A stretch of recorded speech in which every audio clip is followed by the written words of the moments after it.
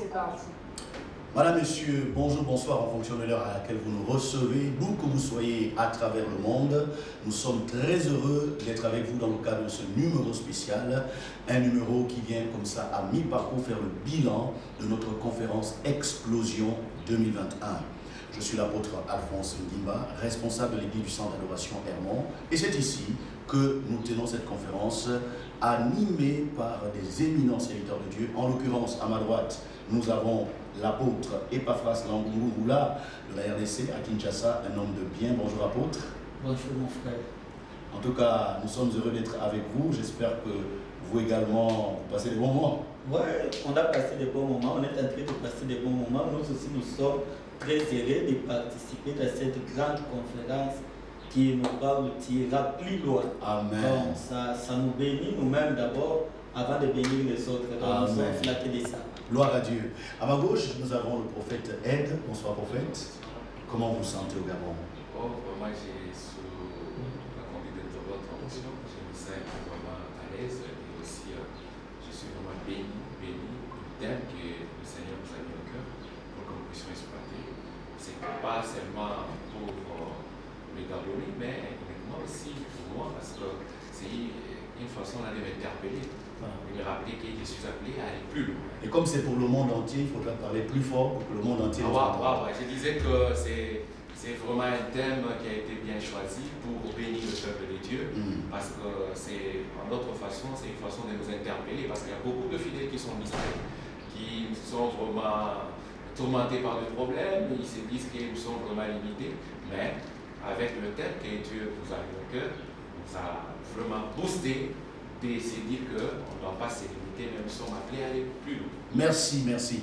En tout cas, vous avez compris, c'est une occasion unique, c'est une occasion spéciale que nous avons aujourd'hui d'avoir ces éminents serviteurs de Dieu autour de ce plateau. Alors, nous n'allons pas nous étendre sur les détails de tout ce qui a été enseigné, mais j'aimerais comme cela donner la parole à l'apôtre pour qu'il nous dise en 2-3 mots qu'est-ce que Dieu lui a donné comme message spécifique, quels sont les points les plus importants si il devait résumer son message pour cette conférence, pour ceux qui n'étaient pas là. Homme de Dieu, vous avez la parole. Ce que j'ai compris par rapport à notre thème qui ira plus loin, les messages que le Seigneur m'a donné, je regarde dans la Bible, je vois Saïd qui était envoyé par son père, mais il a rencontré un prophète. Toute personne qui a l'envie d'aller plus loin, il y a des hommes que le Seigneur a disposés pour nous booster, pour nous amener plus loin. Ce sont des prophètes de l'Éternel. Il a rencontré une personne qui lui a dit, tu iras plus loin.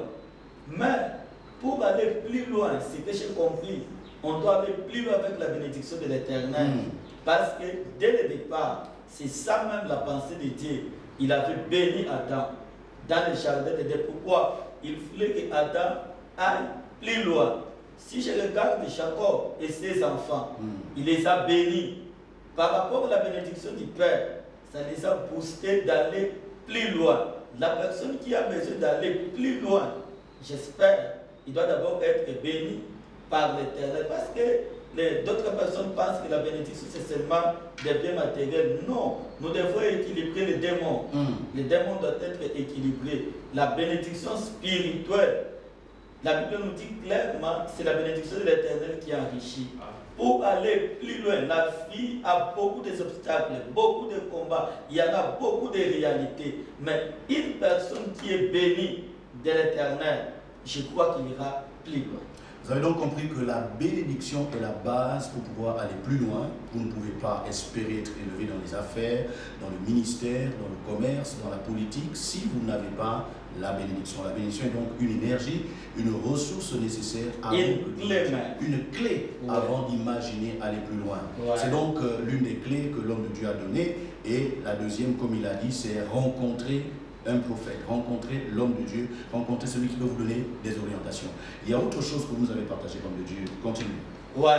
La deuxième des choses que j'avais partagé, j'avais parlé sur les hôtels, bâtir un hôtel qui peut pousser une personne à aller plus loin. J'avais vu même dans la Bible, j'ai parlé de 3 personnes qui avaient de longs cheveux. J'ai vu Samson, j'ai vu Absalom et j'ai vu Marie. Mais l'autre est là, ses cheveux le servaient de renverser ses ennemis. Mais à cause d'une femme, elle a perdu ses cheveux, Samson. L'autre est là, ses cheveux l'a poussé à être rebelle envers son père. Il a perdu ses cheveux. Mais la troisième, la femme qui est l'image de l'Église, a gardé ses cheveux, mais au pied de Jésus. Nous devons bâtir un autel au pied de Jésus qui va nous soutenir. Regardez, même les hommes intelligents de ce monde ont des autels. Ils sont des autels qui là où ils peuvent attirer leur force, là où ils peuvent se ressourcer, les autels. Même Abraham bâtissait des autels. Même Isaac, il a bâti l'autel. Le Seigneur même a demandé à Jacob, après avoir rencontré Esaü, dit, bâtis un autel. Donc, même Dieu le sait que la force d'une personne qui veut aller plus loin, il doit bâtir un autel à l'Éternel. Or, bâtir un autel, la force d'un autel, c'est le sacrifice qu'on dépose. Le sacrifice qui est sur l'autel, chaque autel a une foi. Bien sûr. Par rapport au sacrifice, quand Abraham a déposé Isaac sur l'autel, le ciel a crié. Donc, la personne qui a l'envie d'aller plus loin, il doit bâtir un autel. On doit garder nos cheveux, rester dans l'alliance avec le Seigneur, rester obéissant, rester attaché à Dieu. Là, ça va nous pousser d'aller plus loin. Si on ne bâtit pas des autels, on ne fait plus confiance aux hommes de Dieu. Regarde même la fin d'Israël. Ce n'était pas bien parce qu'il était devenu un passage. Il pensait que, bon, à quoi sert encore Samuel? Je suis déjà devenu roi. Même si Samuel n'est pas là, ça ne me fera absolument rien. Voilà pourquoi il est allé mort. Oui, il a fait la chute.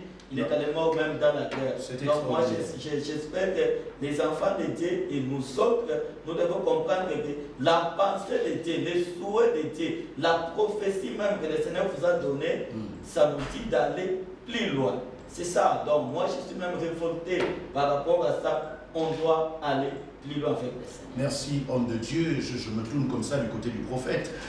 Homme de Dieu, vous avez observé avec moi que dans ce monde, ceux qui n'ont pas Jésus, ceux qui n'ont pas l'Église, ils ont des marabouts, des féticheurs, ils vont faire des choses compliquées, soit pour accéder à un poste ou bien pour se maintenir. Mais ce qui me choque, c'est que les enfants de Dieu, dès qu'ils prient Jésus, dès qu'ils l'adorent, et puis pour lui, c'est fini, il s'est dit, bon, ça va aller, Dieu est avec moi. Comment vous expliquez ça? Pourquoi les enfants de Dieu négligent les autels? Merci beaucoup. C'est une révélation que notre papa vient de dire. J'aimerais dire que dans chaque domaine, il y a toujours des directives. Dans chaque domaine, il faut vraiment avoir à respecter le mot d'ordre de celui que hier j'ai même parlé sur ça. J'ai dit, dans chaque domaine, nous avons un père. Et le père est là pour que nous puissions donner des directives. Vous avez suivi à son exposé, il a bien dit que Saül devait avoir quelqu'un qui devait vraiment l'orienter. Nous, en tant que les hommes de Dieu, les enfants de Dieu, sans l'orientation du Père, même si tu es intelligent, tu ne feras rien. Ça veut dire qu'il faut, pour aller plus loin, il te faut toujours avoir un Père. Et le Père en question qui doit te montrer qu'est-ce que tu dois faire et qu'est-ce que tu ne dois pas faire. Si aujourd'hui, on parle de Saül, parce que Saül a eu la chance de quitter là où il était pour aller chercher les annexes de son papa, et jusqu'à tel point, il s'est retrouvé, il s'est rencontré avec un homme de Dieu qui était son père, qui devait lui guider, qui devait donner des directives à suivre. En obéissant tout ce que l'homme de Dieu lui avait dit, aujourd'hui, on parle de Saül. Mais dans les choses de Dieu, on ne doit pas seulement s'arrêter à prier, sans pour autant mettre en pratique ce que le Père nous demande. Et pourquoi les enfants de Dieu négligent? Je veux comprendre pourquoi quelqu'un qui a la solution, il néglige la solution en fait. C'est un manque d'enseignement ou bien c'est parce que peut-être ils sont tombés entre les mains de certains qui ne leur ont pas bien expliqué la valeur de l'autel? Normalement, il y a quelque chose aussi. Il y a deux volets, je vais parler des aspects. Il y a l'habitude. Lorsque le fidèle s'habitue trop au pasteur, au prophète, et pense qu'ils sont des amis, ils sont sur le même pied d'égalité. Or, dans les choses de Dieu, tout mouvement compte. Il est père quand il faut vraiment un fidèle puisse distinguer quand est-ce que papa est père Et quand est-ce qu'il parle en tant que communicateur ou bien la personne qui est en train d'orienter ce que Dieu vient de lui communiquer. C'est là aussi. Mais tu vas te rendre compte que si quelqu'un part chercher un peu de fétiche, il va mettre en pratique les conditions qui seront données par un féticheur. Mais si quelqu'un venait suivre quelque chose à l'église et qu'un père lui dit fais ça, tu verras que la personne n'aura pas à mettre en pratique ce que l'homme de Dieu lui a dit, mais il acceptera à mettre parce en pratique. qu'on leur a donné l'idée que Dieu est amour, Ils n'ont pas compris ce que signifie. Non, hormis ça, c'est l'ignorance aussi. La Bible nous dit clairement que mon peuple est détruit par manque de connaissance. L'autel nous fait du bien. Il y a même l'autel, ma chère, qui est la croix de Jésus, qui ne nous empêche pas à bâtir des autels. Quand une personne n'arrive pas à comprendre son origine, il n'arrive pas à comprendre sa situation, là il prend ça avec beaucoup de légèreté. Là c'est l'ignorance. La plupart des gens ils pensent que quand ils bâtissent l'autel, ils donnent l'argent à un homme. Voilà pourquoi les autres sont découragés, ils ne veulent pas faire ça avec empressement. Moi j'ai compris les secrets des hôtels. On ne doit pas seulement détruire, mais nous devons aussi bâtir.